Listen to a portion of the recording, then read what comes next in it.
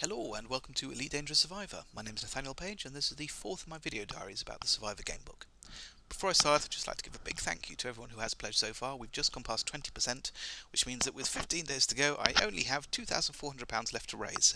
It sounds like a bit of a mountain, but I hope that we can do it because I really want to write Survivor, and I hope that these video diaries are showing you how much I want to do that. Now today I'm going to talk about the Elite Universe and the elements of the Elite Universe that I want to bring into gamebook format. The writer's packs that Frontier have created here is a once in a lifetime opportunity for people like myself to take a rich, detailed, very well loved universe that's existed for the best part of 30 years and to do something new with it. So wherever possible I'm going to keep Survivor authentic to Elite Dangerous. But bearing in mind, just like with combat yesterday, that there is a limit to how complex the system can be, because whereas Elite Dangerous will be a video game where the computer controls a lot of things for you, Survivor is a game book where the player needs to maintain everything, and I don't want to get too bogged down in the detail so that the game book itself isn't fun to play or it's too much of a chore. You can't detract from the reading experience, and so where I would like to bring absolutely everything from the computer screen onto the page, it's not going to happen.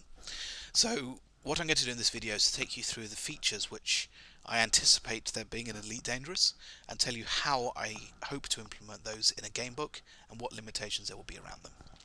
So the first thing to talk about is star systems.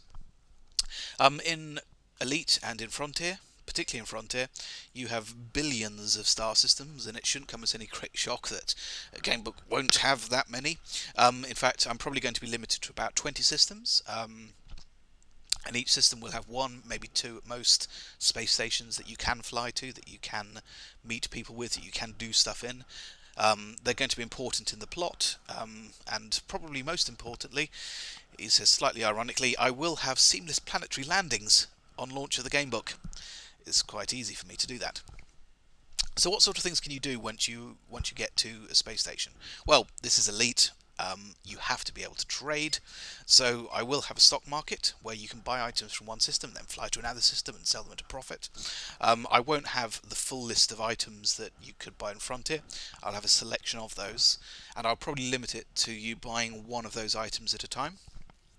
So in order to avoid you having to get out a calculator and type in I'm buying 12 units of air processors at 179 credits each, instead I'll say you can fill up your cargo hold with one of those. It will cost you 4,000 credits to buy robots, which you can then take to another system and sell the robots for 10,000 credits or something like that.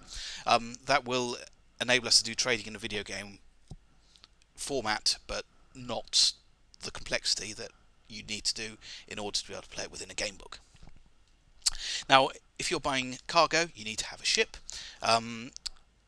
In Frontier, not in Elite, but in Frontier, you could buy many different ships. So there's a selection of them here.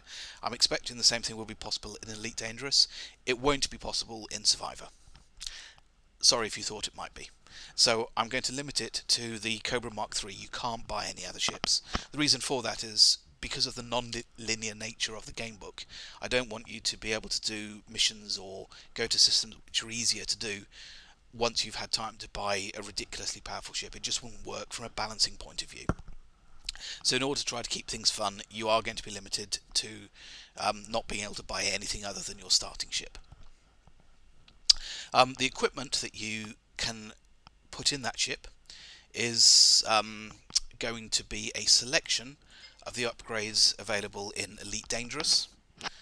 So this is obviously the list from Frontier, not from Elite Dangerous, but it won't be all the equipment again for exactly the same reasons.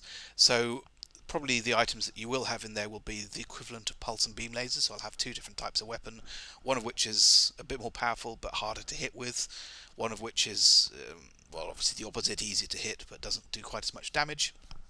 I'll have missiles in there in some format, which means that I probably need to have an ECM system. I'll have a docking computer. I will probably have the radar mapper because there's some interesting stuff that I can do with radar mapper, and I will have hyperdrives. So the hyperdrive is going to be quite important because, as I've talked about in a previous video, I'm going to have a time element in this game. You have a year to do everything that you can in the game book, and the larger the hyperdrive, the faster I want you to be able to travel from one system to another. But you won't need to you won't need to get out a calculator to do that. So if you travel from Lave to Dezo, it'll probably say if you had a level 1 hyperdrive, add 5 days to your time elapse box. If it was level 2, add 3 days. If it was level 3, add 1 day, something like that, so that we can use hyperdrives. We can use the idea that we had in Frontier, which I hope they bring into Elite Dangerous. Otherwise I might need to rethink this idea, but we can bring that in so that the bigger the hyperdrive, the more stuff you can do within that year that's limiting you. If you have a ship and you've got hyperdrives and you've got equipment, and you're buying cargo, you need to have cargo space. You will have limited cargo space that you can use, so you can't buy billions of tons of robots because that would be daft. I need to determine whether or not I can use the feature that was introduced in Frontier around you've got limited cargo space to share between equipment and cargo. That could make things a little bit complicated, and it's quite fun, but it is complicated. And I will trial that within the prologue gamebook, the mini adventure, to see how far I can go and still keep that fun for the player. Military factions. In Frontier and Frontier First Encounters, you had the Imperial Navy, you had the Federal Army. I will have one of these factions in Survivor, and it's going to play quite a significant role in the game. I obviously spoke previously about having different goals to reach, so reaching a particular rank with one of the military organisations will exist. It will be important. It won't be mandatory, but it will be in there. What else? What else? If you're doing that, so if you can get a military ranking, of course, and this goes absolutely without saying, I hope, you will have an elite ranking. You'll start off as harmless. It won't be harmless, mostly harmless, competent, average, and so on. Basically one of the goals that you can achieve is to try to get to the dangerous combat rating. I'm not going to go to deadly. I'm not going to go to elite, not because you can't do that in a video game, and not because it wouldn't be practical, but simply if the game's called Elite Dangerous, that it seems sensible to me that is one of the goals that you need to reach. You'll notice on the screen that this particular ship that I'm flying, if you know Elite at all, is a Thargoid. So the question is Thargoids going to be in the video game? Well, you'll have to wait and see.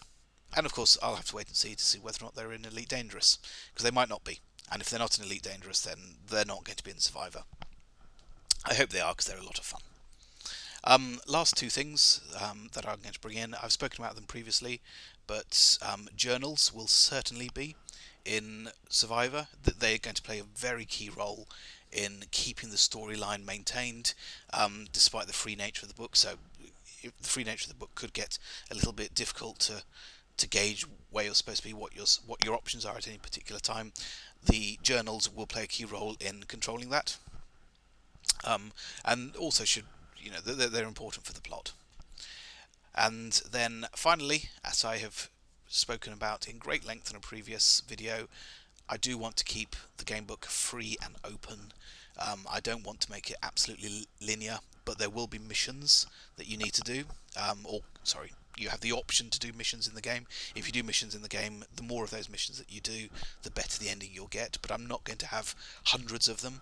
It's not going to be the sort of missions that you can pick up from the bulletin board, where you just going to kill somebody or taking stuff from A to B, sort of very, very simple missions. They're going to be a little bit bigger than that, so there'll be maybe 3 or 4 optional missions as well as the goals that you have in the game.